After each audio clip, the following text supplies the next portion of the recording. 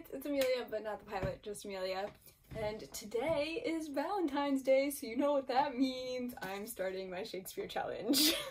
If you are not aware, I have decided that one of my goals for the year is to read every single Shakespeare play ever. I just really like Shakespeare, but I've only read 4 or 5 of his plays, and so I realized that I need to fix that.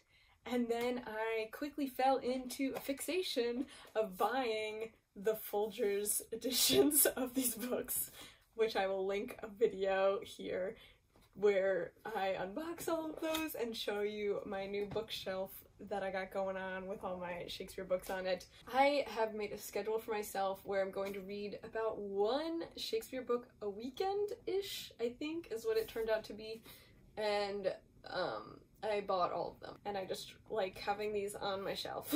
But for the most part, I feel like they're all short enough, they're all plays technically, that I will be able to read them all like in a day each. So that's my current goal. I'm going to try to read this all today because today is Valentine's Day, so I sort of themed them a little bit. I put the summery ones in the summer, the wintry ones in the winter, I think-ish. My beginning thoughts for this challenge: do I think I will accomplish it? Yes, but I'm overconfident like that always, so who knows if I will actually complete this. Out of all the Shakespeares, I think I'm most excited to read Julius Caesar and the like War of Roses ones, which are like Edward III and Henry IV, V, VI, and whatever, because I've never read any of the historical ones, so I think that will be very interesting, and they are also all referenced in my favorite book, If We Were Villains. Ta-da! I'm also interested to see if my favorite changes. Currently, I would say my favorite is either Macbeth or Hamlet. Really depends on the day, but I'm wondering if it'll change. I don't think it will, because I feel like I'm really into like the tragedy ones, I guess, and that is the famous one for a reason, right? That's why Macbeth and Hamlet are so popular. Beginning thoughts for reading R&J. Not super excited. I don't really like R&J. The last time I read it, I think, was 7th grade English class. I do remember the opening scene starts with people biting their thumbs at each other, and I like memorized that scene because I thought it was so funny, and me and my friends used to do it all the time. So, do you bite your thumb at me, sir? Is it against the law if I say I? So, I'm excited for that scene. And then all the other scenes, I think, are in Twilight, so I'm gonna get a lot of Twilight flashbacks today, I guess. I'm gonna read this on the subway, and people are gonna be like, oh my god, that girl. So, thanks for joining me on this adventure. I'm gonna go get reading R&J. Let's go! Hello! So this is review number 1 for R&J, the classic. I did not indeed finish it in one day, but I would've. I would've. Today is actually February 15th. I did start it February 14th, and I was planning to finish it all in one day. However, just according to circumstances, I was not able to because I was riding home on the train and I ran into my uncle, so instead I chatted with him instead of reading. So I missed out on some valuable reading time there. But I did finish it this morning on the train. So I would have finished it if I had that extra train time. I just want that known. That's just... So I finished R&J. I think it's a great classic to start off on. I feel it's the most known. Everyone knows R&J. Everyone knows the plot. Everyone knows how it goes. Everyone knows the characters. Everyone studies it in school. It's a classic. It's referenced all the time. I don't think it's that good. Out of all the Shakespeares, I'm gonna bet you right now this is my least favorite. I'm gonna rank them after this, at the end, but I'm just gonna say it right now. I'm so sure this is gonna be my least favorite. Even those like unknown ones that I like have heard of the title and that's it, I still believe R&J will be my least favorite. The love story is non-existent. I can't believe people go on and say that this is the greatest love story of all time. It's simply not. Like, I guess even when I read this in high school and I was like, yeah, young people can find love, which I still believe that if, like, teens, if young people, God, I sound like an old lady, if young people fall in love, their love is just as valid as an older, like, experienced person, you know? I still believe that. But in this book, nowhere is there love. Literally, he runs into her at a ball and it's like, damn, that girl's beautiful. He kisses her and then they're like, let's get married. They do not interact at all. There's only 2 scenes that they have together in like the whole thing. There's that one, and then there's the one where they die. And they're not both alive at the same time to discuss during that. And then, well, I guess they also get married. So there's 3 scenes, and that's it. And then once they're married, they live separately. I mean, they're planning, I guess, on eloping somewhere, but they never really discuss those plans unless I was like sleeping through that part. I really don't remember. Interesting things that I didn't realize the last time I read it is Paris's first name County? Because they refer to him a lot as County Paris, and I was like peeing myself because I was like, this has to be a joke, right? Because Paris is a city and then county as in like an area. Like, is he just like, oh, he's a man from Greater New York? Like, I also 100% understood a lot more of the jokes this time reading it.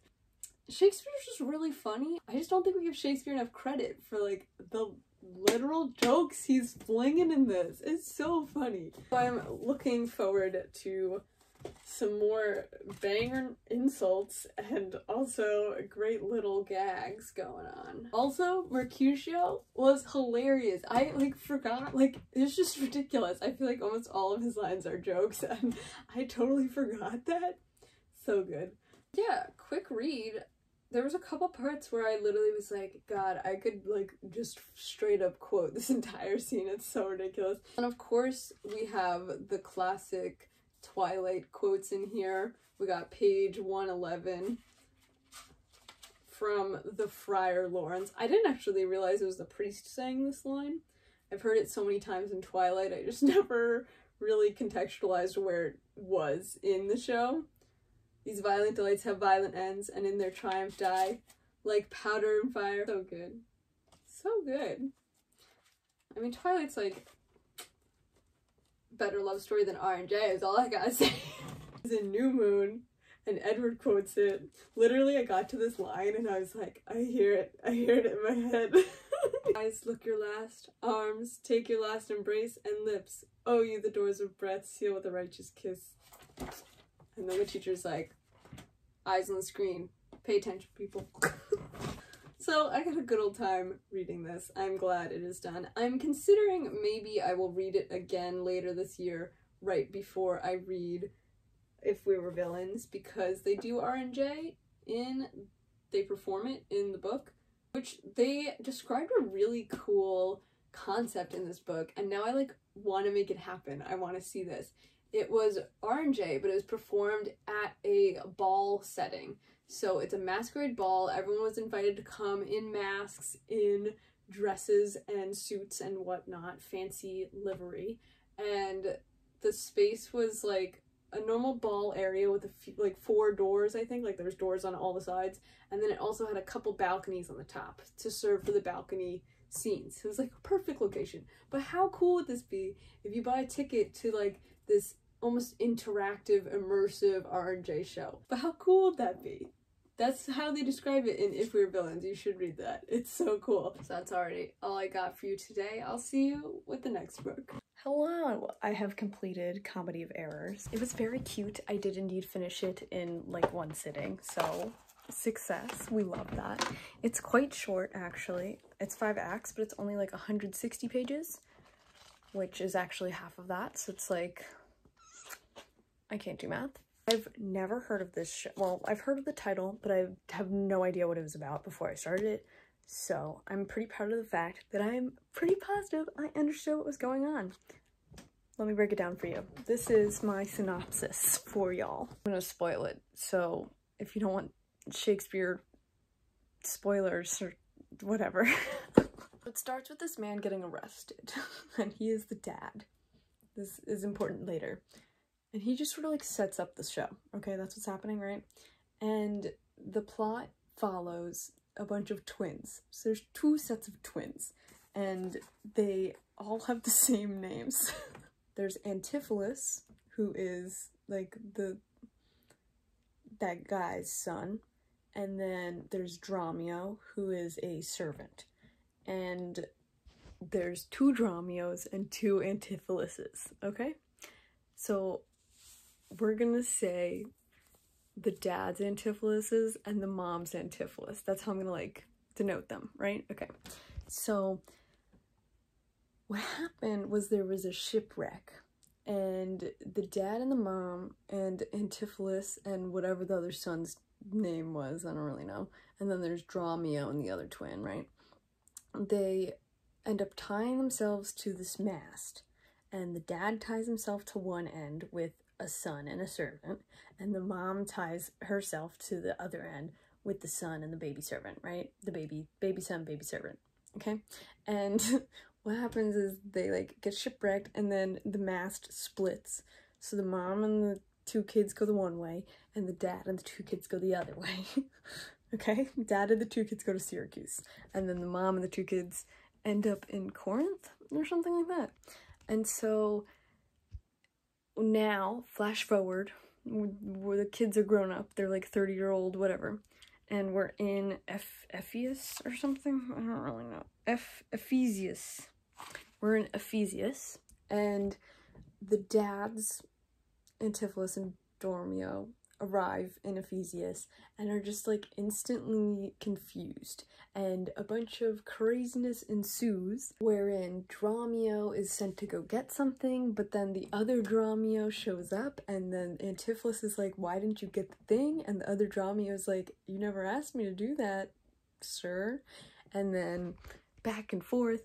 The wife of the mom's Antipholus meets Syracuse Antipholus, dad's Antipholus, and is like, husband, why didn't you come home for dinner? And he's like, you're not my wife, who are you? And then she's like, Antipholus, what's up? And he's like, why does this lady know my name? And then so on and so forth.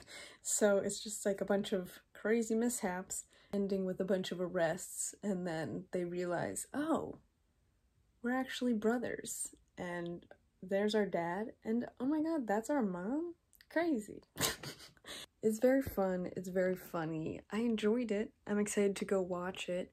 I thought Comedy of Errors was the one that I saw when I was in London at the Globe, but it's not, and I don't remember what the name of that one was, so I have to look that up. The only things that I didn't really understand, but I just powered through, because that's how you gotta do Shakespeare. The courtesan asking about her ring, I don't know if I just missed something, but I have no idea when he asked for the ring, why he had the ring, or what is going on with the ring. I don't understand. The necklace thing, I understood. He, like, ordered the necklace, and then, like, he got the necklace. Well, the other one got the necklace, and then he was like, why didn't you pay me? I got that. Okay, we get it. But, yeah, I'm a little confused by that. I'm also a little confused about the son and the dad hadn't seen each other for years or something. Like 7 years? I don't know. And then the other thing I'm a little confused about, I'm assuming it was just to make the plot funny, but like, why were they both called Antipholus and both called Dromio? Unless the parents mixed up their names, I guess? Is that what it's supposed to be? Like, the mom thought she had Antipholus and Dromio, but really she had the other 2 twins, but she didn't realize that. And same with the dad. Like, the dad thought he had Antipholus and Dromio, but maybe he didn't. And so then they both ended up being raised as Antipholus and Dromio. I don't know. I enjoyed it a lot. Another thing that I thought was really funny, the previous owner of this book, since I bought this used, they annotated it, which is so cute. They didn't really annotate that, like, anything really interesting. It was mostly just, like, defining what was happening in the paragraphs, like, underlining quotes, I guess. But it's cute. That's fun. We love a little annotation. I don't know what my next play is. I don't have the list right in front of me, but I'm excited. I'll read that one in next week or in 2 weeks, I think. Nice. Hello, we're back. Today we are reading Titus Andronicus. I know nothing about this, so let's get into it. The only thing that I know is that I'm pretty positive the character from Unbreakable Kimmy Schmidt was named after this, maybe? Right? Isn't his name Titus? Okay, so I just finished Titus Andronicus. This one's honestly not that good. I would say maybe 3 stars. It's a tragedy, but I don't know, it wasn't that tragic, it was just sort of weird. I have just such high hopes for Shakespeare books that this one, it's just, I feel like it's a skip. Just skip this one. I'm going to spoil the plot now, so if you don't want to be spoiled for this really freaking old book, leave now. It starts set in Rome, and we have the emperor has just died, and so there is the older son, Saturnius, and the younger son, Basius, I think is his name. And then we have Titus Andronicus, who is like a war general. And they've just come back from war, and they were defeating the Goths, which I have no idea who that's supposed to be in reference to. I know that the Moors were generally considered to be like African people, but I don't know what the Goths means. If anyone knows what the Goths refers to, please let me know down below, because that was sort of fun to read. I was just picturing, like, goth people. Like, people with, like, eyeliner and black clothing on. Since the emperor has died, they need to instate a new emperor, so they decide the older brother, Saturnius, will be the new emperor. And he turns to Titus and he says, because you're such a great general, I will give you the honor of marrying your daughter. And Titus is like, that's great, marry her. Her name's Lavinia. And they're like, Lavinia, what say you? Do you go with this man? And she's like, sure. And then Basius, or whatever his name is, the younger brother, is like, actually, we're betrothed, so you cannot marry Lavinia. And so he snatches Lavinia, and 2 of Titus's sons also snatch Lavinia, and they run. And then the new emperor, Saturnius, is like, yo, what the hell, man? That is not cool. And so that he gets really mad at them, and they're in a little tiff. And then Saturnius decides to marry the Queen of the Goths, who they just defeated or battled with. I'm not really sure if they won, but they just battled with. And Titus is all pissed off about that, because obviously they just battled with the Goths, so like, why did they just marry? Why is he marrying her? And also, at the beginning of the very first scene, Titus has lost 2 sons to this war, and so in retribution, he declares that he will kill one of the Queen Goth's sons. So he does that, and the Queen of the Goths is very upset. Saturnius marries the Queen of the Goths, and the Queen of the Goths already has 3 sons. Well, now she has 2, because the one just got murdered. And she also has a man who is her lover, and his name is Aaron, which I think is just funny because it's such a normal name. And all the other characters' names end in like Ilias. So there's like Saturnius, Polianus, like Coriolanus, I don't know. There's all these like us names, which I think is funny. Very Roman, I guess? I don't really know. Titus and the emperor make up a little bit, and they decide to go on this hunting trip. But Queen Goth's 2 sons are in love with Lavinia, and they want her so bad. So, Aaron, the lover, decides to, like, talk them into this, like, fun little game. He's like, you know what you should do? You should kill the emperor's younger brother, and then you could have Lavinia for yourself. And, like, the perfect time to do that would be during this hunt. And they're like, you're right, let's do it. So, during the hunt, they murder the emperor's younger brother. They frame 2 of Titus's sons as the murderer, and then they take Lavinia and they run off into the woods, they rape her, and then they cut off both her hands and cut out her tongue, so she can't tell anyone. So that's horrifying.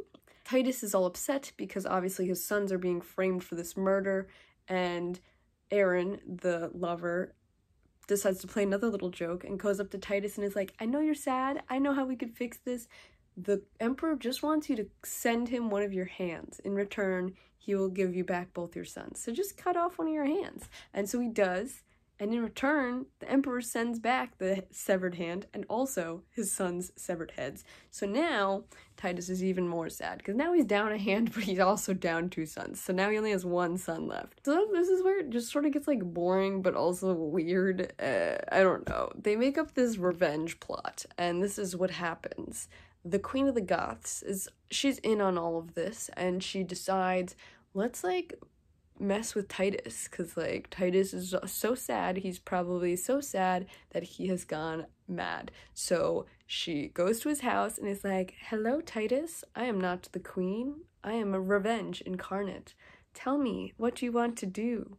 And he plays along with it, even though he sees right through her and knows she's the empress. And also her sons come as well. And so they have this little dinner party, and he ends up sending the emperor away to go get the emperor.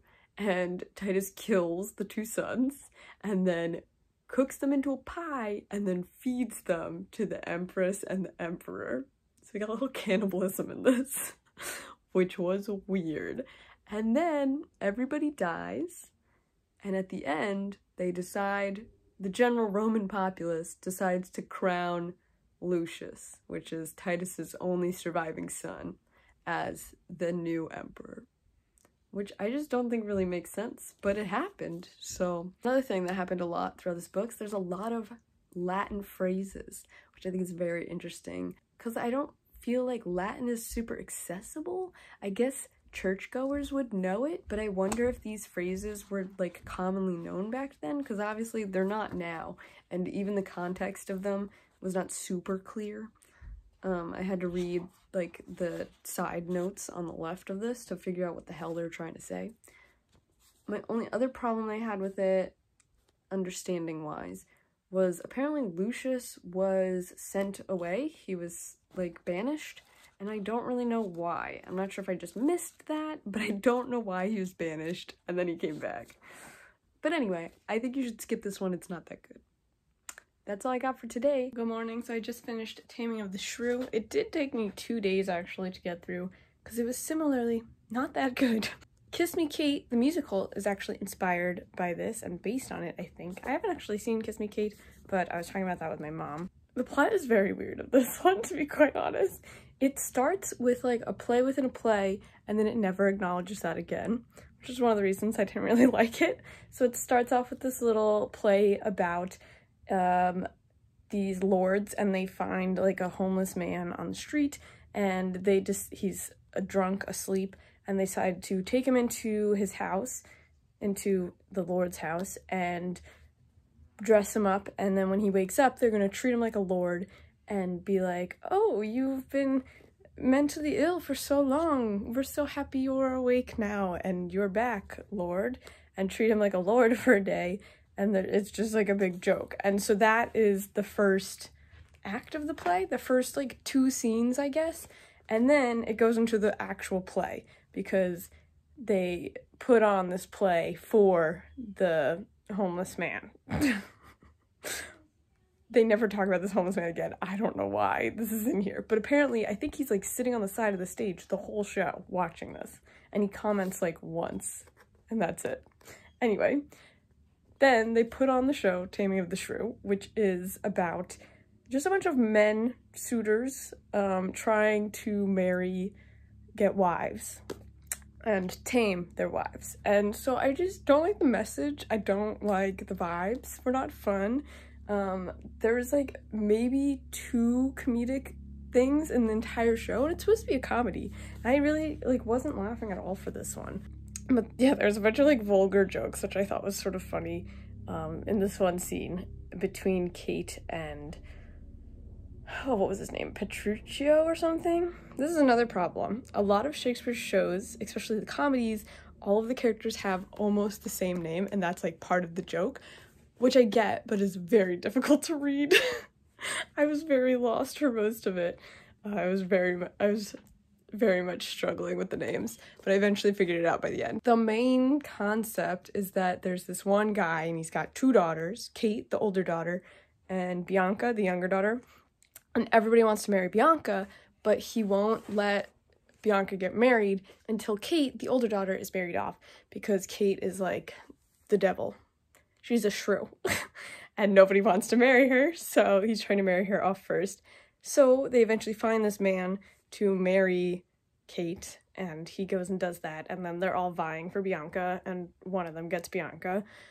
And there's a bunch of other, like, craziness, like pretending to be scholars and be her tutor rather than just, like, trying to approach her like normal, I guess. I don't know. And then once Petruchio marries the shrew, Kate, he is like terrible to her and like breaks her, I guess, is like the concept. And then he like gets her whipped for him, essentially, and then she'll do whatever he wants. So 0 to 10, not very fun. I don't know, it just wasn't for me, and I didn't think it was funny really, and I thought it was sort of boring. Actually, this was my first one that I really didn't enjoy because I didn't really like Titus Andronicus either, but I just really didn't like this one. So I think it's also gonna be like 3 stars, maybe 2. Hello, quick review of The Two Gentlemen of Verona. I loved this one, 5 stars. It was funny. I had a great time reading it.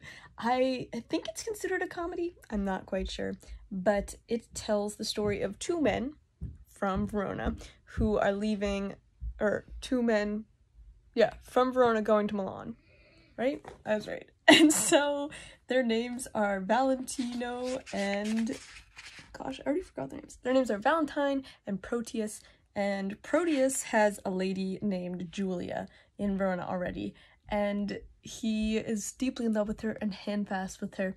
And then Valentine is already in Milan, and he's vibing, he's having a great time. He actually met the Duke, he's like with the royalty, he's vibing and thriving, and so Proteus's dad decides to send him to Milan as well in hopes that he also vibes and thrives. Valentine has fallen in love with the Duke's daughter, Sylvia, and is trying to woo her, and she also has another man that is trying to woo her. And Proteus arrives in Milan and sees that girl and is like, damn, I like her too. I like her better than the girl I just handfasted to.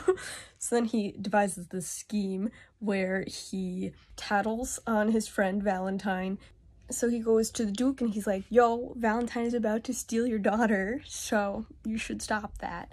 And then the Duke does, and then Valentine is deeply depressed and runs away. And then Sylvia, the daughter, is also deeply depressed and refuses to marry anyone, and she also plans to run away.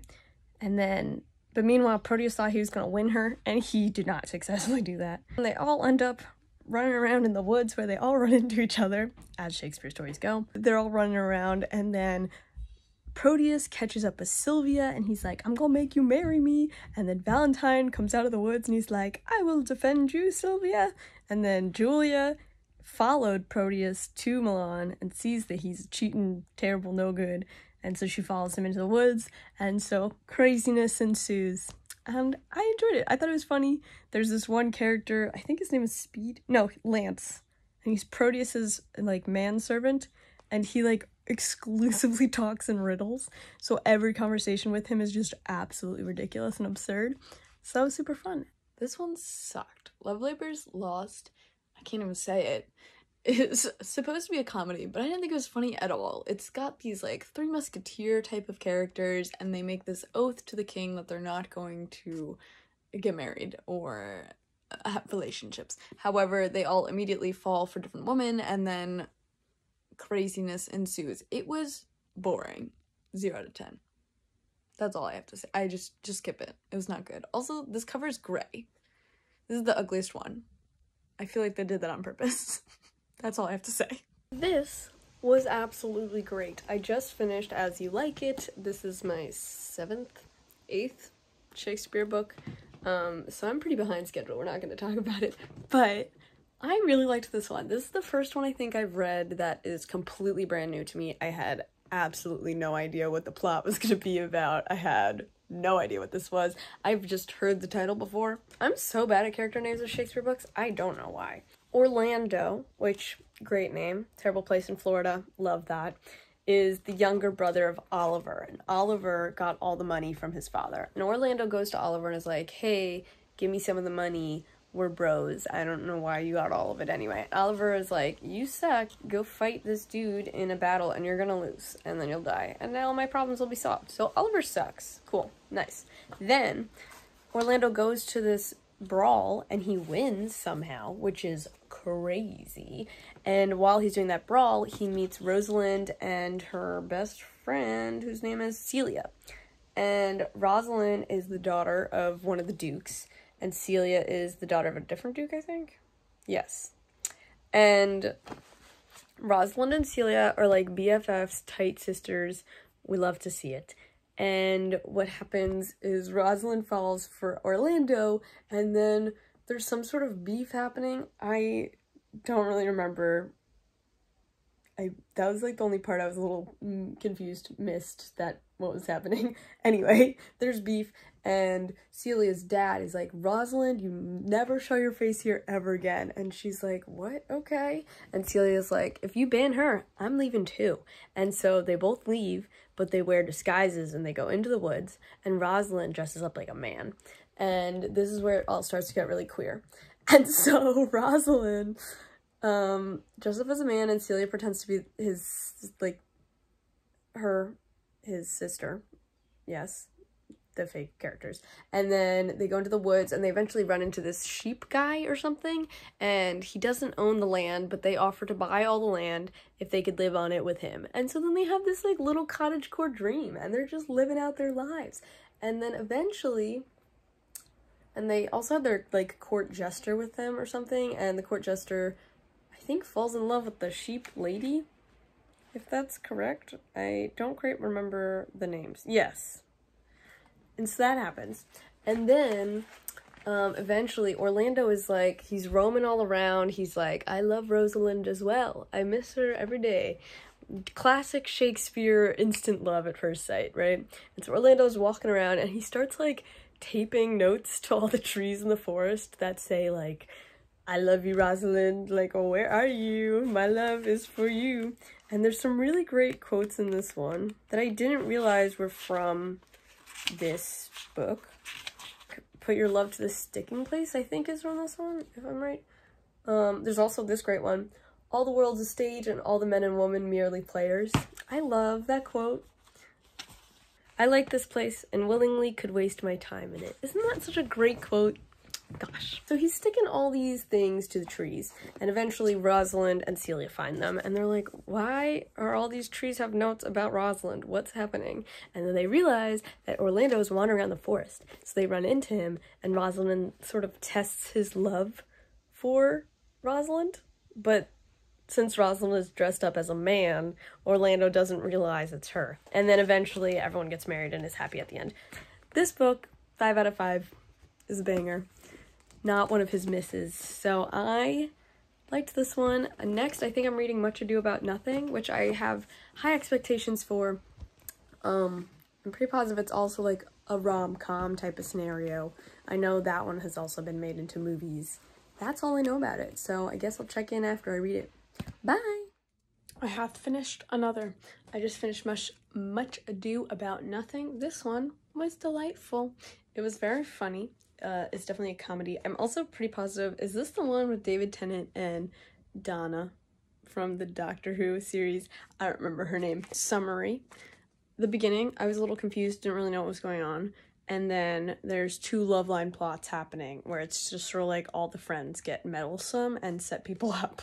So there's Benedict and Beatrice, and they're both like chatty little witty people, and they hate each other, and then all their friends set them up by being like, oh my god, did you hear that Benedict is like so in love with Beatrice? And they say it in front of her, and then she's like, oh, he's in love with me?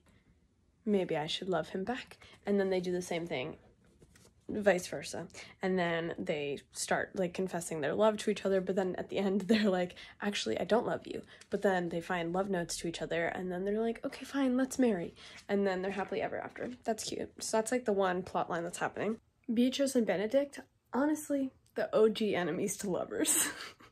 The other plot line is that there's this girl named Hero, which, what a name.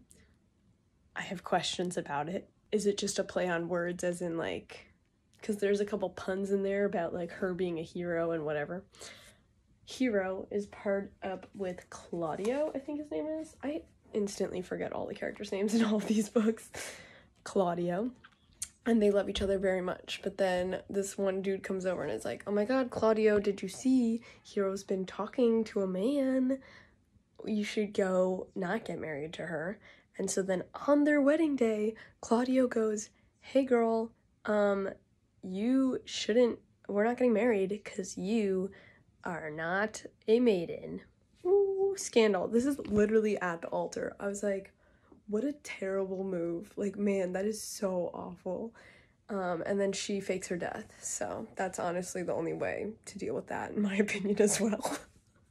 So she fakes her death, and then they go up to Claudio and they're like, you killed her because you were so mean to her. I want my vengeance. My daughter is dead. Then he feels really bad.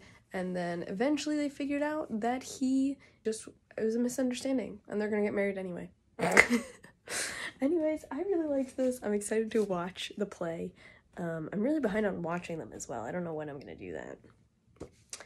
But next is Trollius and Cressida, which I actually wish I read before As You Like It, because they referenced them in it, which I thought was interesting.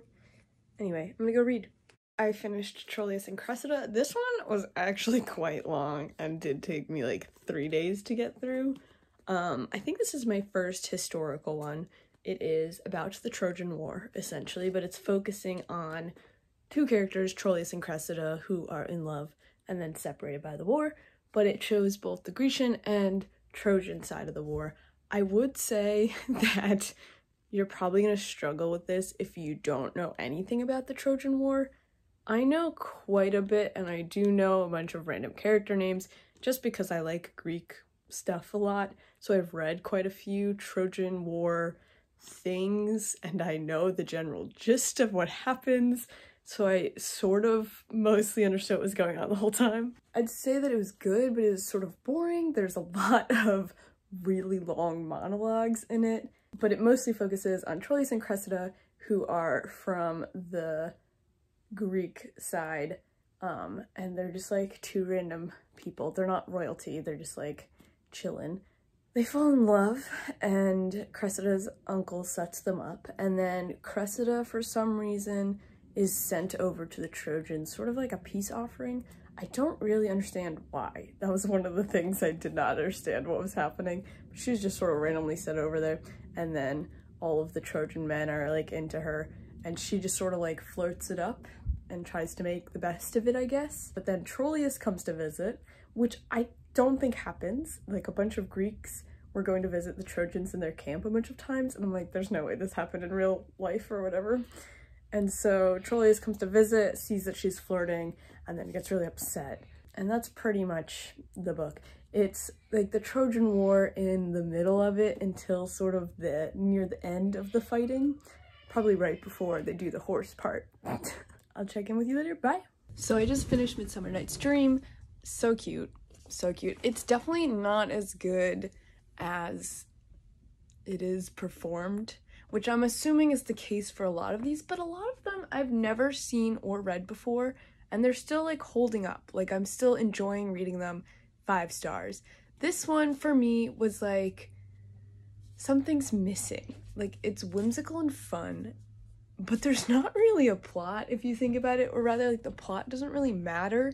It's sort of just like goofy fairies in a forest causing havoc, and like, it's fun to watch, but to read, I was like, this is okay. If you're not familiar with the plot of Midsummer Night's Dream, it is about these 4 people who are in love with each other, but it's all like unrequited. So, oh my god, I forgot their names yet again. Lysander and Demetrius are both in love with Hermia, and then Helena is Hermia's like best friend slash maid, I think. Helena's in love with Demetrius, but Demetrius is supposed to marry Hermia, but Hermia wants to run away with Lysander. So there's that little thing going on, and they're supposed to run away, and they're gonna go meet in the woods, and then Helena tattles, and so they're all in the woods at the same time, and then the fairy court also happens to be meeting, and the king is mad at the queen because the queen is keeping a, like, human consort. And so he wants to get back at her, so he has one of his mischievous fairies, Puck, also known as Robin, don't know why, and he has Robin/Puck go find this plant to drop into the queen's eyes while she's sleeping, so when she wakes up, the first thing she sees, she will fall in love with, and havoc ensues. The queen wakes up and falls in love with the man that Puck had turned into a goat, or not a goat, a donkey, an ass. So that's happening. And then meanwhile, the goat donkey man was supposed to be putting on a play for the king of the land, because the king of the land is getting married. So there's a lot of moving things happening in the show, and it's all set in the summer in the woods with fairies and stuff. And it's just like a good vibe, you know? I actually did see this show before reading it. I saw it when I was in London. I got to see it as a play in the park, which was so much fun. It was just like this little tiny park. I actually think it might have been the Russell Square Park, or it was near Russell Square, which is where I was living. And it was this like little tiny square of a park, and they just set up little folding chairs and they did the play in the one corner, and it was so much fun. And it was literally like, I don't know, £10 maybe, so super cheap. I like this show. It's fun. It's a classic. Everyone knows it. So I did give it like 5 stars, but the writing is like okay in this one. Like I feel like the plot doesn't really make sense, but it's fun, which is what really matters in a play, you know? So this is the second historical play that I've finished now. It is King John, which is about King John. He's one of the like very early kings of England. I want to say like maybe the 4th. I don't really know my British history too well, so I'm not quite sure. But it starts with this bastard coming to the throne and being like, hey, like, I'm a bastard, can you acknowledge me? Or something like that. And King John is like, yeah, sure. And so they realize he is like a half-brother, essentially, and he's now welcomed into the family. Meanwhile, there's like wars with France. England and France are warring. Don't really know why. Meanwhile, they're trying to solve things with marriages, but also there's like this kid Arthur who is like on the throne. He's not on the throne, but he has a claim to the throne. I'm looking at the king lineage sheet to try to figure this out because I still don't understand it. So Arthur is like King John's like nephew, I guess you could say, but he doesn't have the throne, and so his mom is like, my son Arthur should be on the throne. And so then there's battles with that, but then Arthur, I think, goes to France and is trying to get France to help him, and it's not working very well. To resolve it, King John gives his niece to the King of France, and they get married, and then he gives some land to Arthur, and then that's the problem solved. However, England and France end up fighting anyway. I don't know why. I would say it was like sort of entertaining. There was this weird scene about like this torture, and I was like, oh, drama. But the rest of it was sort of boring historical stuff. But I'm sure like it was like a good play to see. I'd give it 3 stars. I feel like it wasn't as boring as some of the other ones, or as problematic as some of the other ones. So I'd say it was pretty good. That's all I have to say on that. Can you tell I'm running out of places in my room to fill these updates? I didn't really like this one. I would skip it. This is All's Well That Ends Well, which is a great saying, however, quite a boring play. It follows Helena and Bertram. Helena really likes Bertram and is trying to marry him, but Bertram literally wants nothing to do with her.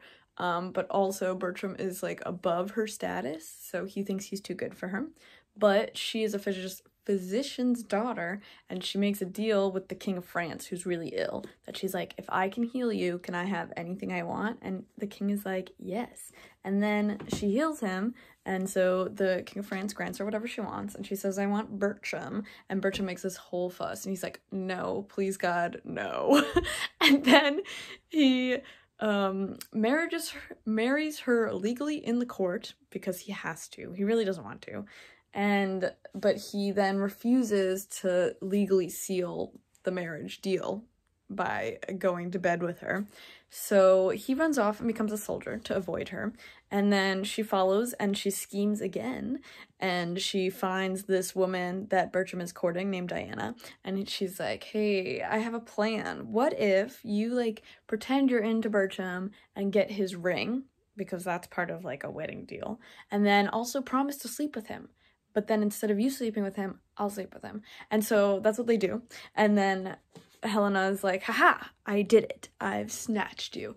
But I just thought, like, overall, the story was very, like, Bertram's a terrible dude and does not, like, deserve Helena. But also Helena was so manipulative that it's like, this is not a healthy relationship. But also there was so much discourse about virginity in this story that it was just so outdated, and I hated it a lot. So anyway, 1 star. That's it. Next. So I just finished Merchant of Venice. This book sucked, to be quite honest. It was so full of anti-Jewish sentiment and vilified the Jew in the book that it was just pretty much unreadable. I don't know, Will Shakespeare, my boy, is turning out to be sort of the worst. I feel like I'm starting to get a good sense of how he writes. I find that the first half is generally pretty boring and extremely full of setup and, like, nonsense. I also find that there's always, and the 5th act is always just chock full of all of the stuff happening. It makes sense in a climactic scheme, I guess. But he definitely has, like, a thing that he follows, obviously. I also find that all of the servants are made out to be fools. So there's a bit of a classism thing going on that I'm not super into. They're always the comic relief, but they're also always, like, called idiots and fools and stuff. The only thing I really enjoyed from this one was that the women in this book cross-dressed and then were able to essentially solve all the problems, and nothing would have happened unless they stepped in. So that was fun. This story follows a man, Bassano, and his friend Antonio, and Bassano is in love with Portia from Venice, I think, and then he can't get there, so Antonio lends him money, and then craziness ensues. Portia's very picky, and she has this little test that you have to pass to be able to marry her, which was, like, classic fairy tale-esque. So that was sort of cute, but the story honestly sucked, so don't read this one. Skip it.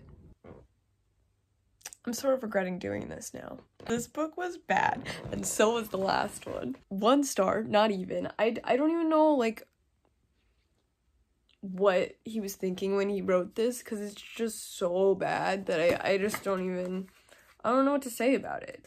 Pretty much about the government controlling women's bodies. Sounds familiar, right? It's all about our boy. I always forget the names, so I'm going to reference them. I, like, literally just finished this book and I've already forgotten all the names. There's Claudio and Isabella, and Isabella is his sister, and she's, like, a nun, or she's trying to be. And then Claudio is betrothed to Juliet, but he gets her pregnant before they're married. And apparently this is a crime punishable by jail or something, and also death. So Juliet is put in jail, I think, but then Claudio is also put in jail, but in a different place. And then Angelo is the man that is making these decisions and cracking down on this law, and he's, like, a deputy to the Duke. Someone goes to Isabella and is like, hey, your brother got his fiance pregnant and now they're both in jail. Are you gonna fix this? And she's like, oh no. So then she leaves the nunnery, which she's not supposed to do, and then she goes to Angelo, the deputy, and is like, please don't kill him, like, I love him so much, he's my brother, he is a good man. And Angelo's like, haha, okay, sure. And he's like, I'll save him if you sleep with me. And she's like, I'm a nun? No. So then she goes to Claudio and in prison, and she's like, I'm so sorry, I tried to save you, but the man wanted me to sleep with him to save you. I can't do that, right? And then Claudio's like, you should do that to save me.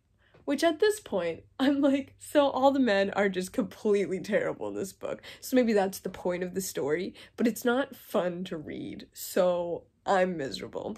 Now, we finally get to Act 4, which is where the plot actually starts, like, happening and picking up. The first entire, like, half of the book is so boring, and, like, barely anything's happening. So now she goes to Claudio in jail and is like, hey, they're gonna make me sleep with him.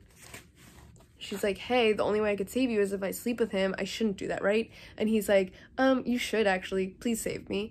And then the Duke happens to be there, but he's in disguise for some reason. Don't know why. And so the Duke is like, oh, I know what we should do. We should have Mariana, who is in love with Angelo, sleep with him. Go ask her. And so Isabella's like, hey, can you pretend to be me and sleep with Angelo to save my brother? And she's like, sure. Which was bizarre. And so she does, but then Angelo decides to kill Claudio anyway, and so he sends a message and is like, behead him and send me his head immediately. And so that's pretty bad of him to do, not fun. So he does that, and then the Duke is there though, so the Duke like prevents everything from happening, and the Duke is like, oh, just send him some other dude's head instead. But then the other dude doesn't want to die, so then the Duke is like, just send him a dead man's head, I guess, and then we'll have a trial. So they have this big trial at the end, and the Duke is, like, overseeing it, and he shows up, and he's like, I heard craziness is happening in my government. Let's see what's going on. And he essentially, like, tears Angelo apart, and he's like, you were terrible to these people. They are good people. They deserve better. Also, you slept with her thinking it was her, so now you have to get married to Mariana because you slept with her. So they do, and he's upset. And then right after that, the Duke is like, actually, I'm also going to kill you because you wanted to kill Claudio. So then he kills Angelo, and now Mariana's a widow. Like, what was the plot of this book? And then the very last line of it is, like, the Duke talking to Isabella and being like, I'll protect you, don't worry. And it sort of gave me the vibe that he was, like, proposing to her, but I'm not really sure because, like, yet again, it's Shakespeare in English, so perhaps I'm just reading too far into it, but it sort of seemed like he was like, I'll marry you, Isabella, you're a sweet girl. And I'm just left, like, what did I just read? It was definitely a waste of time, so don't read it. I'll check it on the next one. I got new glasses. I don't know if I filmed with these already, but I just finished Antony and Cleopatra. This one was quite good. I would give it 4 stars, only because I don't feel like it read as well as it is performed. Like, I could see the potential that it's like an epic stage show, very difficult to pull off. There's about a bajillion scenes in this thing. It's ridiculous. There's like, literally every page has like 2 scenes on it. So, constantly changing, constantly moving around. Lots of battles. This is yet again a battle-y one.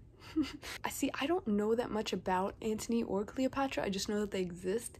And Caesar is also in this, and I know that there's multiple Caesars, like multiple Roman emperors had the name Caesar, but the one we all know is like Julius Caesar. I think that's this Caesar, but I don't really know. I'm also pretty positive Cleopatra had kids with Caesar as well, which I think they referenced in this, but I was a little confused. This one was actually particularly quite long. It's 300 pages compared to most of them are about 200 or under 200. But the plot follows Cleopatra, obviously the Egyptian queen, everyone knows.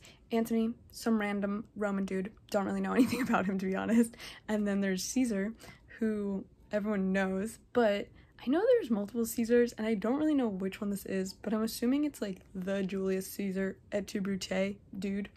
Anyway, it starts with Antony and Cleopatra in Egypt, and they are in love, hanging out, and then there's some sort of problem with Antony and Caesar. I don't really understand what it is. And so Antony returns to Rome. So they decide to be bros again, and Antony marries Caesar's sister, Octavia. And they go away and they're happy and whatever, but then Cleopatra finds out and she's really pissed. And then Cleopatra and Antony just have like a very jealous relationship, so they're constantly going back and like fighting and stuff, and they also don't communicate very well. So anyway, some wars happen. I don't really understand why these wars are happening, but it seems like they're constantly having wars. I don't know how that happens on a stage. Eventually, they're in this big battle, and Antony is winning, and he's like with Cleopatra, but then a bunch of boats turn around at the last minute, and I guess Caesar won. So he's really upset, and he thinks Cleopatra tricked him. So then he orders Cleopatra to be killed, and then after it's done, which it's not because she goes and hides, he gets upset and he's like, oh no, what have I done? And then he orders his soldier to kill him, but then his soldier kills himself instead because he doesn't want to live like that. And then Antony stabs himself but misses, and so he dies, but he's not dead yet. So he gets pulled over, he finds that Cleopatra is still alive, so he wants to go see her, so he does, and then he dies in her arms and she's all upset. But then Caesar wants to do like this victory tour thing, so he wants to like parade Cleopatra around, and she like doesn't fall for this trick. So while she's like hanging out at her palace or whatever, like waiting to be toured around by Caesar, she and her friends kill themselves with a snake, which was wild. Also, there's so many characters in this play, it is impossible to tell anyone apart.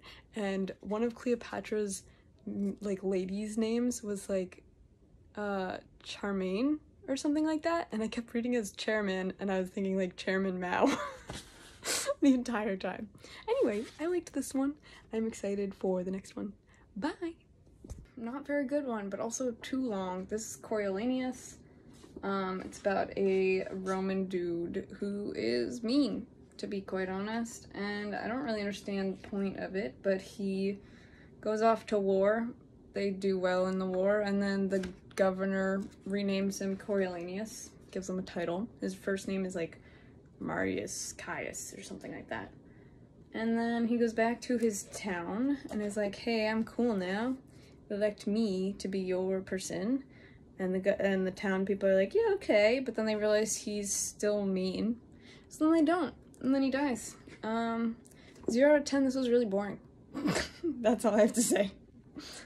This one was awful. It's essentially a fable story, and I almost sort of feel like Shakespeare himself went through some sort of trouble like this and wrote it in spite to be like, you guys are terrible people. Let me tell you the plot, and then you'll sort of understand where I'm going with this.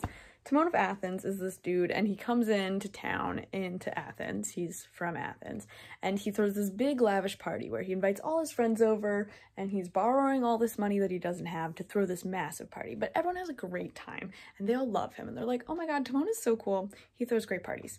But then he isn't severely in debt now because he didn't have the money to throw that party. He just wanted to make friends, and he was like buying their friendship essentially. So he is now in debt, and everybody's coming to him being like, you owe me back, like pay me back. And Timon's like, oh, just ask my friends, they will like pay for me because we're such good friends and I threw this lavish party for them.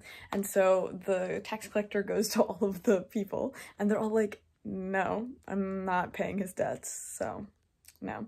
So then Timon is like, oh no, this is really bad. And so he throws one more big party, but this time, instead of serving like lavish stuff, he serves them water and rocks, which he then throws at them and calls them like, you're not real, you guys are fake friends, which true, but also he tried to buy their friendship. So he runs away because he's like, well, now I'm broke and I'm going to be jailed because he can't do anything. But he finds gold in the woods. I was like, this man did not learn his lesson at all. But then he dies, so problem solved. And there's this man that's like fighting and wins whatever battle, conquering. Yeah, I was a little confused. And when he gets into Athens, he's like, y'all were stupid, because he had met Timon in the woods, and Timon told him the whole sob story and gave him gold and whatever. And then he's like, y'all are stupid because Timon is a great guy, and you should have helped him out. And that's the whole story. And I was like, this is so petty and really sounds like a moment where like Shakespeare lent somebody something and they didn't pay him back, and then he was upset and he was like, you guys suck, I'm gonna write a play about it, it's gonna be successful. I hope this wasn't successful because it sort of sucked. 1 star. So I finished Pericles, and boy was that a trip. It's pretty much like a soap opera. I don't really know if I want to say if it was good or not, because it was just all around wild. Pericles is the king of Tyre, and he goes and visits his other kingdom, and while he's there, he realizes that they want to murder him, so he leaves. So he runs back to his country, leaves somebody in charge, and then runs away on a boat. On his boat voyage, he brings a bunch of grains to a starving kingdom. They are very grateful. He sets back out to sail back on the seas and ends up shipwrecking, and some fishermen get him out of the sea, and he's like the only one that survives. And then they drop him off on this other island that happens to be having a championship for the princess's hand. And of course, he wins. So he wins. Him and the princess are set to be married. They get married. They get pregnant, and then they go on a voyage back to Tyre, because now I guess the danger is gone. While they're on this voyage, the woman that he married has the baby and dies. He names the baby Marina, and they do a funeral at sea and set his wife into a casket and then into the ocean. Her body washes up on shore at a temple for Diana, and they are like, oh, she's not dead, and they revive her. That's weird. So she serves out her rest of her life as a temple lady for Diana. Pericles leaves his newborn daughter, Marina, in the hands of that kingdom that he gave grain to before. They're really, really thankful. And he leaves her there for 14 years. He then goes back to Tyre, and he's like ruling and whatever. And then Marina is now 14 years old, and everyone's very jealous of her, so they decide they want to murder her. They bring her out to this beach, and they're like, her like maiden or whatever is like, oh, I'm supposed to murder you. And then she gets kidnapped by pirates. So now Marina's kidnapped by pirates. They bring her to an island where they bring her to a brothel, and then now she is in the brothel. But every single person that they bring to her, she somehow talks out of bedding her. And then she eventually meets the governor of the island, and he also is talked out of it. And then Pericles happens to visit the island. By now he has heard of his daughter's supposed death and is very upset. He gets to the island and meets Marina and is like, oh, this is my daughter. This is crazy. How exciting. And they're very happy to be reunited. And then he has a vision. And Diana comes to him, the goddess Diana, and says, your wife's in my temple. Can you come pick her up? Which honestly is the most inaccurate part of this whole story, because like Diana's not gonna like connect a husband and wife back together. That's not what she's about. That's not what she's about at all. Anyway, Pericles goes to this island, goes to the temple, finds his wife, whole family's reunited. Huzzah. Bizarre book, but pretty fun. This one just was a lot of drama, and I don't know how I feel about it, because it's been a couple days since I read it, and I had originally given it 2 stars, but now I'm sort of feeling like the drama was good. Like, it was good drama, but I don't know. I don't know, because I feel like the trope of people not recognizing each other is becoming very overused in these Shakespeare plays, and also the trope of like that mysterious potion that kills people but only for a couple minutes. And I don't understand what either of those are on about, and they're like funny sometimes, but I feel like it was just overused in this one. This one follows Imogen, which is the daughter of King Cymbeline. And King Cymbeline, I don't know if that's how you say his name. King Cymbeline wants Imogen to marry this man named like Cloten, but Imogen marries secretly to Posthumous. Posthumous. I don't know how to say that name. Anyway, she like secretly marries him and then like tries to run away with him, but then somebody steals her ring when she's sleeping, and when she's sleeping they also like look at her moles, and then they go to Posthumous and they're like, I slept with her and she gave me this ring. And so that person like messes with the marriage, and then Posthumous decides that he's going to murder her. But Imogen finds out about that, so she is really upset, and instead of running away with Posthumous, she runs into the woods, and then she meets these 2 men and their father, but it turns out that they're actually kidnapped princes, so they're actually her brothers. Very exciting. And then they figure that out, but she's very ill and she's not doing well, and the current queen is trying to kill Imogen, so sends this like little bottle that's supposed to be restorative, but it's actually not. It's actually poison, but it's one of those fake poisons, so it only kills her a little bit, and then she comes back. And then the brothers, though, think that she's dead, and so they're mourning her, and they're all upset. They go to war, and then Posthumous hears of her death, which didn't actually happen, and he wants to die too, but then he gets captured. And then everything is revealed at the end. They go to, like, the throne room and stuff. It was just a lot. There's a lot happening.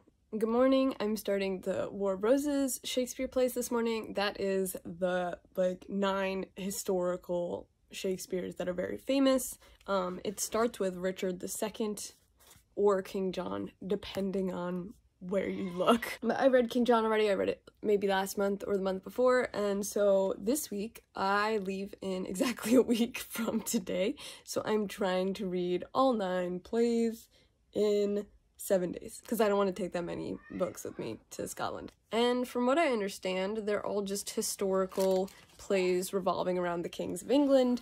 I don't really know that much about the history of England, so I guess this is going to be quite useful for me if I could understand what I'm reading. And supposedly, I think these are also pretty well known as being good plays. So I'm excited about that because I've been reading some ones recently that are just not up to par. Just finished Richard II. Honestly, it should be called Henry IV, the prequel, because Richard is barely in this and he does not matter. He's not the main character of this book. He's the king during it, but honestly, he's like barely in it. It's mostly about Bolingbroke, I don't know how to say his name, which is Henry IV's title before he becomes Henry IV. Him and his dad are in a fight at the beginning. I don't really know why, and the king is like, okay, you battle to the death, and then he stops the battle before they even start. I don't know why. And he banishes both of them to different places, but then the father dies, and King Richard goes to him, and the father, like, which is King Richard's uncle. He's dying, and on his deathbed, he's like, you're a bad king, blah, blah, blah, and King Richard's like, I'm glad you're dying, bye. But then Bolingbroke, Henry IV, hears of his father's death and returns to England even though he was banished. But meanwhile, King Richard is trying to conquer Ireland or something? I don't know. It was really unclear and they never talked about it again. But he goes away to Ireland, and then when he comes back, armies that he had gathered from Wales have dispersed, and King Henry IV of Bolingbroke or whatever, he has conquered the entirety of the UK, I guess. And so he shows up and he is sort of like, hey Richard, I don't want to kill you, but can you lift my banishment? And then King Richard's like, yeah, okay. And then King Henry's like, I'm just gonna take the throne too, because I'm your like cousin, so I'm in line for the throne. And King Richard's like, okay. And then he's like, please don't kill me, I guess. And King Henry IV says, to the Tower with you, but then takes it back and is like, actually, you could go live in this castle. And then sends his wife to France. But then some of his cronies go and kill Richard anyway, even though Henry IV did not want that, and he's really upset. And that's how the book ends. There's also, like, a plot to murder Henry IV at the end of this book. But, like, the dad of the kid who was gonna do it confesses, and then all that jazz. Honestly, this one's pretty boring. I don't know why it's called Richard II. Also, Richard II's life was not that interesting, according to this book. So, there's that. On to the next one. Hello, I've finished this. This is Henry IV Part 1. Interestingly, I sort of knew the plot of this already because I've seen The King on Netflix, which has Timothee Chalamet and Robert Pattinson in it. I think it's the same plot, sort of. The only thing that's different is that Timothy is fighting a French dude, and I don't think that's what's happening in this. I don't think the Hotspur dude is French. If he is, I completely missed out on that. This picks up exactly where Richard II left off. So Henry IV is planning on doing a campaign thing, but then he decides not to because there's like all these invasions and stuff happening. So instead they go to war. I yet again feel like this book is about Henry IV, but is mostly about Henry V. Like, why is it named Henry IV? But then we're mostly talking about Henry V, who is just a prince at this point, which they call Hal a lot, which I thought was interesting. I've never heard that. He has a lot of nicknames. There's a lot of nicknames in this one. Definitely difficult to keep track of if you're not, like, understanding what's going on. So there's this dude called Hotspur, also known as Sir Percy. Sir Harry Percy. I don't know. They have a lot of names. And he wants to kill the king. So then he gets a whole bunch of people to join him, and they decide to do this big battle, which is at the end. So pretty much the whole thing is just set up for that. So that was pretty boring. And then Henry V, also known as Hal, also known as Harry, Prince of Wales or something. He is just like going around doing his thing. He likes to hang out with thieves and he likes to theft. And so he's got this like group of friends who are not too great, which was in that King movie. So that's why I thought it was gonna be the exact same plot. During the battle, he offers to do a one-on-one battle with the other dude and the guy denies, and he has a brother. And those are all things that I learned from the King movie, which was honestly not a very good movie on Netflix. I would say this one's okay. I would give it 3 stars. It was fine. I'm interested, like, why these are so renowned. I don't get it. I'm assuming they're more exciting when performed. I do feel like battle scenes on a stage are just sort of epic. I haven't seen them done, but I, like, imagine they must be very cool. Like, how do you do a war on a stage with, like, 10 cast members, you know? It's either gonna be really ridiculous looking or really cool. So, I'm gonna read the next one now. Woo! Hello, so I've finished this one. This is Henry IV Part 2, and this one was also pretty bad, not gonna lie. I did not enjoy it. It's yet again named for Henry IV, but mainly focuses on Henry V and his friends, including Sir John. I thought it was so boring. Also, I forgot to mention in the last one that there's this guy named Glendower, and he is a Welsh king, and I got really excited when he came up because there's this other book series that I really like called The Raven Cycle, or Raven Boys, and the main plot of the story is trying to find the lost king Glendower, who is a Welsh king. So I was like, oh my god, connections, that's where he found, that's what he's from. I didn't think he was a real person. I thought he was like a fictional thing made for this book series, but I guess he's not. He's real because he's in Shakespeare. This one sucked. Next. Hello, we did it. Another one. This is the first one that's passed the Bechdel test, so that's sort of fun. If you don't know what the Bechdel test is, that is the like feminist test for literature and movies, I guess, to see if the women stand on their own as characters. And the way that works is whether or not they have a two women have a conversation in the media without talking about another man. This is the first War of Roses one that has done that. Now that I think of it, it might be the first Shakespeare also that does that. So that's a bit upsetting. The scene in which I'm talking about was actually quite iconic. There is a 2-page scene in the middle of the book, completely in French, because it's from the perspective of the French princess, and she's trying to learn how to speak English, and she's like asking her maid, how do you say hands? How do you say fingernails? And the maid is answering, and they're both struggling, but I don't know why that scene is in there, besides maybe comedy. But my other question is, did people at the time speak French fluently enough to understand what's going on in this show? Because there's so much French in this, and it was testing me. I mean, I love learning languages. French is not one of the languages that I speak very well. I do know a little bit, like enough to order food, and that's pretty much it. So I was struggling. Thankfully, I have my handy dandy Folgers edition that has the entire thing written in English on the left-hand side. We love these books. We love this copy. Another big red flag about this one, before each act begins, there is a chorus, or like a prequel little scene, and it is like a 2-page monologue done by the chorus, which I'm assuming in my head would be done as a song. I don't know if that's true, but I hope it is, because if it was spoken, it'd be really boring. The chorus is like, honestly, a disclaimer, so that was pretty weird. And it's just them being like, hey, like, this is what happened, this is what you missed. Also, take it with a grain of salt. Use your imagination, guys, because the play's not that good. Which I think is so funny, like immaculately funny. And I don't think this is supposed to be a comedy, but if that part was done in a comedy way, it'd be brilliant. I would love that. Besides that, the whole play is quite boring. I did not like it, and I'm really disappointed because I thought this was one of the good ones. I wonder if it would be better to watch. However, the disclaimers make me think that it would not be good to watch. Things that I didn't know about the British monarchy.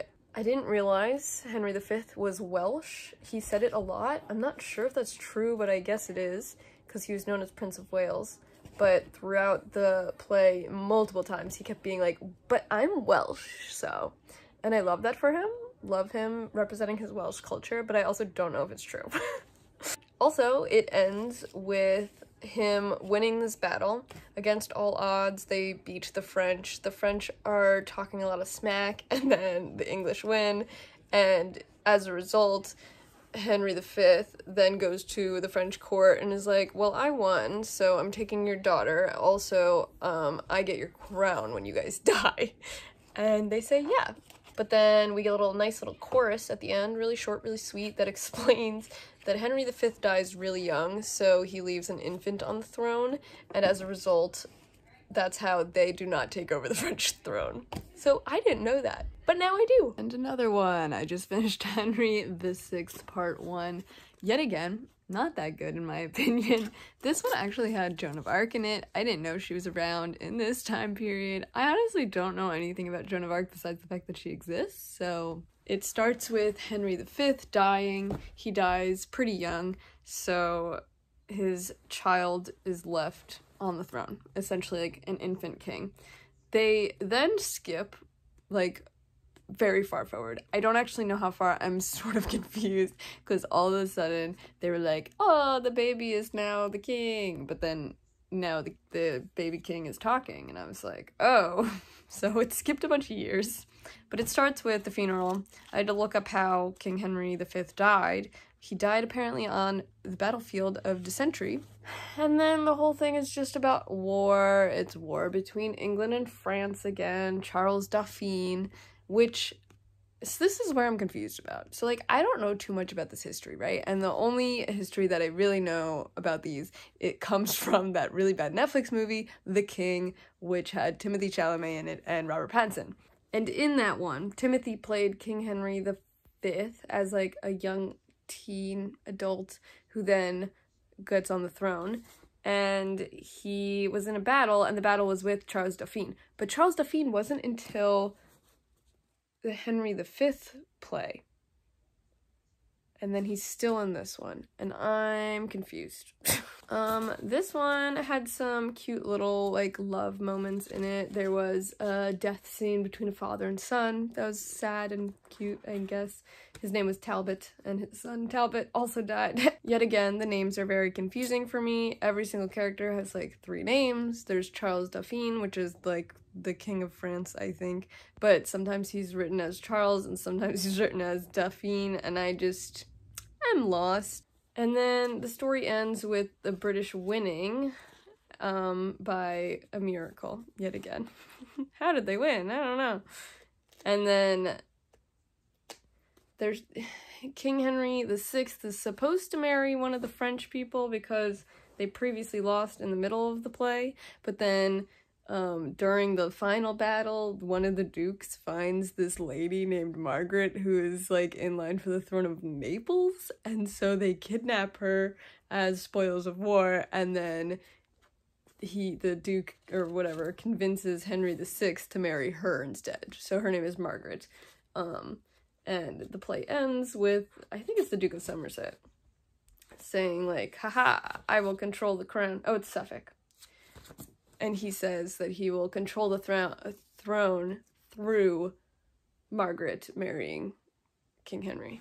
I'm not enjoying these guys. I'm really not. I thought I would, but I feel like they're just not good. And maybe they're better on stage, but I sort of feel like they're not, because there's a lot of battle scenes, and I just don't think you could do that on the stage. You know what I do think would be very cool, though, is if they did, like, a play series where it's, like, a father-son duo who play the kings in their different ages, if that makes sense. For example, in Henry IV plays, the dad would play the adult king, and then the son would play, like, the teen King Henry V, and then at the end, like, the dad would die as King Henry IV, and the son would take over the throne as King Henry V, but then we would start the next play, King Henry V, and the dad would be playing the adult king again. I just think that would be cool. So let's go read the next one, I guess. Bye. Hello, another one down. This one was also very boring. However, at the end, it started to finally get exciting. The whole book was all about, like, political intrigue of, like, who was trying to take the throne from King Henry, and then, like, they're going back and forth, having little battles, they're winning, no, we're winning, and then finally at the end, it gets to this, like, rose thing, which I didn't really understand what was going on, but there's red roses and white roses, and the red roses mean that you support King Henry the 6th, and the throne, I guess, and then the white roses wanted York on the throne, Duke of York, but, like, I don't really even know if they were just, like, supporting Duke of York in general, or if they specifically wanted him on the throne, or if they just wanted, like, not Henry on the throne. A little confused about that, but that was, like, literally just the last, like, chapter. Lots of drama, so I'm excited to get into the next one. Let's go. This one was nuts. I think this is the first War of Roses one that I actually enjoyed. There's lots of drama. So much is happening. It starts, there's all this political drama, and it's going back and forth between King Henry VI, the guy who's on the throne, and then King Edward, who is the Duke of York's son, who just sort of put himself on the throne after his father was killed. So they're going back and forth. King Edward sort of sucks, so, like, we don't like him. And then there's Richard, his younger brother, who's sort of plotting to take everything over, and by the end of the book is, like, set up to start taking it over. And it goes back and forth, and then there's marriage, and the French are involved, and Queen Margaret, who's King Henry VI's wife, is actually pretty cool and is getting, like, armies together to go defend her husband. I liked this one. It was fun. Lots of deception, lots of murder. Fun, intrigue. This one was wild. I think this is my favorite one so far. Not overall, but out of all the War of Roses, this is honestly the only one I would give 5 stars. Richard III, which is the final installment of the War of Roses ones. This one was just so exciting. It is 300 pages, which is, I think, the longest Shakespeare so far, even though it doesn't really look longer than the other ones. It tells the story of Richard III, who is the younger brother of the Duke of York's line. So it starts obviously with King Edward on the throne, his older brother, but then throughout the book, he just sort of murders everyone. So King Edward is ill and then dies. Richard's like, yes. Richard goes in and has someone kill his younger brother, so that guy's out of the picture. He goes in and has the 2 princes hidden and murdered, and those are, like, the famous 2 boys that, like, history sort of doesn't know what happened to. I think, like, he's the most interesting king as well, because just, like, so much happens in his little reign, and he's also, like, absolutely maniacally, like, wild. He is ruthless. He's honestly the only one that's, like, getting stuff done, but not in a good way. But he's just fun. Supposedly, also, he had really bad scoliosis, so he was, like, bent over in a, like, odd angle at all times. They didn't really touch on that in this play, but my mom told me about it when I said I was reading this. And then there's different people opposing him, like Buckingham and, I don't know, other dukes, and he just sort of has them all murdered, one by one. And then at the end, there's a big battle between Richmond and Richard III, and Richard is killed. Very exciting. He also married a random lady that he just, like, wanted, and then he decided he didn't want her anymore, so he killed her, and then married his, like, niece. Which is gross, but very dramatic. Yeah, I really liked this one. It was a lot of fun. I really want to see this one now, because it's just, it's wild. Which I don't understand why all the other kings had, like, 4-part plays, where King Henry VIII, I think, has a very long storyline where he kills all his wives, but he only has 1 play. So I'm gonna read that next. Let's go. This one, yet again, really boring. I'm curious. I sort of think that Henry VIII was when Shakespeare was around. Like, I think that was his king. So perhaps that's why he didn't write more about this man. But it just follows, like, the first divorce and his marriage and birth with Anne Boleyn. And it was just really polite and really boring. The very end ends with the statement that he thinks the future kings and queens are gonna be great. And if that's not sucking up, I don't know what is. So, not great. I love this play. I consistently love it over and over again. If you haven't read Hamlet, this is the one that I recommend you do. I did read it in school, but I've also read it at least 4 or 5 times now separately. It's such a good one. There's so many good quotes. It's so dynamic and interesting. The characters are fun. The plot is exciting and dramatic. I think it's his best one. I really do. I think this is the best play. However, which I know I feel like is very like cliche, but whatever. It's known for a reason, you know? Hamlet follows Hamlet, the son of Hamlet, who is visited by his father's ghost, who has recently died, and is like, you need to get revenge for me. Your uncle, who is now your stepdad, that's crazy, is, he murdered me, so get on that. So Hamlet now, like, devises this whole plot where he pretends to be mad and kills off pretty much everybody. It's great. So Hamlet's mom married her husband's brother after the husband died pretty recently. So there's something fishy with that. And then there's the great quotes, to be or not to be.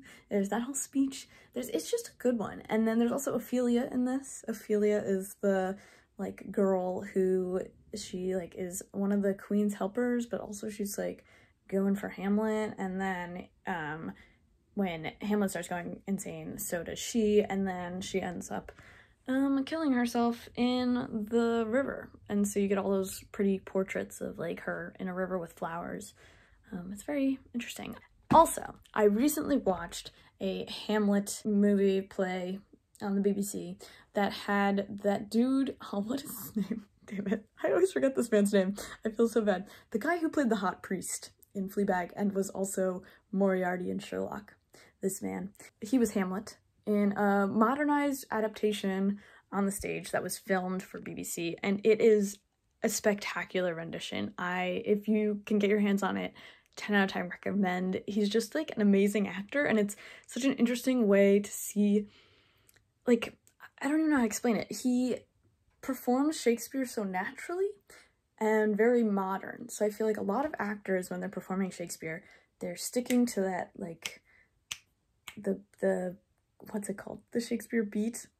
It has a name. I can't remember right now. I do know it. I just can't remember it. Anyway, they stick to the thing of how the words are written in that weird pattern. And it sounds very old-timey, and they just sort of go with it. But I feel like the way he performs it like he's just thinking of these words off the top of his dome. And he takes these really long pauses, and he just, like, says them, like, he's like, to be or not to be, that is the question. Like, and he just is, like, talking it. And I think it's such an interesting, very cool performance. I'm getting very excited about this. Anyway, Hamlet, 10 out of 10. We love her. She's the best. Also, the Kenneth Branagh, I think that's his name, movie adaptation is also great. It's just really freaking long, so buckle in for the long run, but it's also good. That's the guy who played Gilderoy in Harry Potter. Fun facts. Anyway, next, bye. Othello. What do I say about Othello? I remember really liking this when I read it years ago. This is one of the first and only books that I had read outside of school that was a Shakespeare, because we read Macbeth in school, we read R&J in school. Othello was one of the main classics that I was like, oh, we're not reading this one in school, I'll read it on my own time. And I really, really liked it. This read-through, I'm not vibing with it as much as I used to. I still think it's like a good play. However, it's largely based on the fact of Othello being a Moor, and there's a lot of exoticism in that. Moor, as in north of Africa, was considered the Moors. So there's that happening. I do like that there's a character named Amelia in this one. It's not spelled the same way that I spell my name, but it's still fun. So my man Othello falls in love with Desdemona. They both have very different backgrounds. They're completely pretty much opposite people. She's a Venetian lady, and then Othello is a general in an army. And they fall in love and get married, and then everything pretty much falls apart. And I don't know. It's interesting because the first beginning half, 2/3 of the play, literally nothing happens, and everything happens at the very end. The very end is very exciting, but they all die at the end. Spoiler. and I just don't know. It's not as good as I remember it, but it's there. That's my review. Just finished Merry Wives of Windsor. It's very cute. It's all about wives and their husbands and matchmaking and funny little things that happen with everybody. Like, one guy is trying to court a married woman already, so they set up all this craziness to thwart him and make him look like a fool. But then meanwhile, a bunch of people are trying to court the one couple's daughter, and everybody wants a different person to end up with her. So, very cute. I like it. It was funny. It was cute. I want to see it now. So, that's it. I think I'm going to give it 5 stars. Maybe 4. I finished King Lear. I finished on the plane. I really liked this one. I'm glad I left the good ones for the end of the year because I'm really losing steam. But I enjoyed this one. It's about a king, and he sort of goes a little mad, and he has 3 daughters, and he decides that he is going to disown his youngest and favorite child sort of out of nowhere. And so then the other 2 daughters are like, my dude, what the hell? And then they turn on him, and then there's a bunch of miscommunication and things go wrong and people die. So I liked it. I would really like to watch it as a play instead of just reading it. But I thought it was very interesting, very tragic, very fun. I'm excited. Next, I think I'm reading Julius Caesar.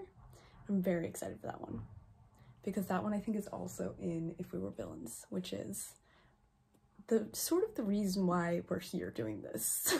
So let's go. Hello. So I don't even know if I talked about this, but I just got home from school. So I've been studying at St. Andrews. I don't know if I said that, but I read these books while I was at St. Andrews. So I'm going to just review them now since I had time to read them, but then I kept forgetting to sit down and make a little video about it. I don't remember what order I read these in. Julius Caesar. Also, I feel like this is overhyped. Pretty disappointed in this one. Julius Caesar dies in maybe the first, 3 scenes. It's pretty immediate. We got the et tu, Brute quote, as it goes, you know. The fault, dear Brutus, is not in our stars, or something. Whatever. And so, Caesar dies pretty quick, pretty off the bat, and then the entire rest of the show is just, all of the people who killed Caesar trying to figure out who was gonna lead and having a battle, and I thought it was so boring. I didn't get the hype of this one. I'm sorry. But maybe I have to watch it. Reading it was quite boring. I did not get it. The Scottish play. A classic. Still one of my favorites. I just love it so much. It's just such a good one. Hamlet and Macbeth are the superior Shakespeare plays, and you can't change my mind. They're always the best performances. They're always the most interesting stories. They have the best quotes, and it's not too long, which is amazing. I don't know if you've recently saw, but there was a Macbeth movie that just came out. I want to say 2021. That was really, really cool and artsy. It was all black and white for the most part. Very angular, very artsy, beautiful masterpiece. Really well captured Macbeth. All in all, what do I say about the Scottish king? Everyone knows I'm not going to describe the plot. Y'all know the plot. If you don't know the plot, go watch the movie or something. Next, we have The Tempest. I don't know how I feel about this one. I thought it was sort of dumb. I feel like it's overhyped. It was pretty short, but it felt so insanely long. I read this on the plane, actually. The way this one goes, there is a tempest at sea. Prospero is the Duke of an area in Italy, and he has he has a brother, I don't remember if the brother's older or not, who wants his dukedom. And so he accuses Prospero of witchcraft, which is true. And then Prospero and his daughter end up on an island. And Prospero uses his witchcraft to orchestrate a tempest. It's the beginning of the show. There's a big storm, and it crashes some boats, or maybe just one boat. I think it's just one boat. And the boat has a prince, the Prince of Italy, or Venice or something. I don't remember what area it was. The Prince of Naples. Okay, I was close. Napoli. Is the Prince of Naples, and then the King of Naples as well. And then the Duke of Milan, which is Prospero's brother. And so Prospero sets up this whole thing. He's got all his little woodland sprites going around, causing havoc. And his daughter falls in love with the Prince of Naples, and they handfast and get married, and at the end of it, everybody's happy, all problems are solved. But Prospero is sort of like a terrible person. Like, he's pretty mean to his like wind spirits. He is just like really manipulative, although he was wronged, but like, I don't know. I wasn't really vibing with it. I thought the whole story was sort of boring. So that's my hot take. If y'all like Tempest, I don't really get the hype. I feel like this is one of the more well-known ones, and I just didn't think it was that good. I just read Twelfth Night, and I really liked it. I give it 4 stars. I didn't know Twelfth Night is alternatively called What You Will. Didn't know that was a thing, but that's what it says in this book. It's got cross-dressing, it's got romance, it's got another shipwreck. I read this right after I read The Tempest. I was like, what is going on? This one also starts with the shipwreck, and it ends up separating a brother and sister. I think they're twins. I don't quite remember. And then the sister dresses as a boy and infiltrates one of the courts to try to get closer to the court. And then there's this romance going on between this one lady who wants nothing to do with the other guy, but then the girl dressed as a guy goes and tries to fix things, but it all ends up everybody mistaken identities and everything's crazy. But a happy ending, sure, great. I thought it was just like fun, and I liked, there was a lot of quotes in it that I was like, this is like some good stuff. I think this Shakespeare guy was onto something. For example, some are born great, some achieve greatness, and some have greatness thrust upon them. Didn't know that was from this, so that was a fun little tidbit. I have 1 left, so I'm very excited to finish that. Let's go read it. Today's the day. I've completed my Shakespeare challenge. I just finished Winter's Tale. Honestly, didn't like it. Not that good. Pretty low note to end the series. But what to say about it? Well, first off, I think it's too long, and there's really no plot, and it really wants to be a musical. There's a lot of songs in this. I'm not singing them really. I was trying to do like little tunes, how I thought it would go, but like maybe when it's performed it's more exciting because it's sort of a musical, but pretty boring. It's got Hermione in it, so that's fun. So now I know where that Harry Potter name comes from. But it's Queen Hermione and Prince or King Leonidas. He goes crazy, as kings do, and he accuses his wife of cheating on him. She's not. He kills her anyway. She has a baby, but it's a girl, and he sends the baby far away. The baby grows up, marries a prince, they come back, and everybody's happy. It was boring. 0 out of 10. And what does it have to do with winter? Don't know. There was like literally no mentions of snow or cold, so I don't know. So thanks for coming on this journey with me. I guess this is my sign off. Overall, I think we know my favorites are definitely still Macbeth and Hamlet. 10 out of 10. Amazing play. Othello, also still up there. Surprising ones that I did enjoy include, see if I can even remember which ones are which. I liked Pericles. I remember when I reviewed Pericles, I think I gave it 1 star, and I ranted about it a lot. But I want to retract that, and I've been thinking about it a lot. Out of all the ones that I read, Pericles is one of the ones that I consistently think about because it was so much drama. It was delicious. So I think Pericles is up there. Besides that, I don't know. Richard III, I want to say, was a good one, but I don't quite remember if that was the one I liked. And the other ones were all just sort of fine. They were sort of there. I know I didn't like a lot of them. I can tell you that much. I think I'm gonna do a tier ranking of all the Shakespeares, so if you want a more concise video, tune into that. I'll be posting it soon. Thank you guys for coming on this journey with me. Let me know down below if you are feeling wild enough to attempt it yourself, or which ones are your favorites, or if you have any adaptations that you really like. Let me know. Thanks for watching. Bye!